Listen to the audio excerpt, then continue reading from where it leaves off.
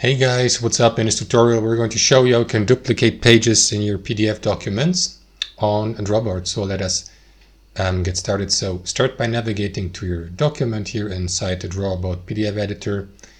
And what you want to do, guys, is left click into these three dots of the page. You can access the pages overview here of your document, and then choose duplicate page. And now, as you can see in the page, it has been copied. However, guys, as you can see, not everything has been copied. I don't know why. Don't ask me.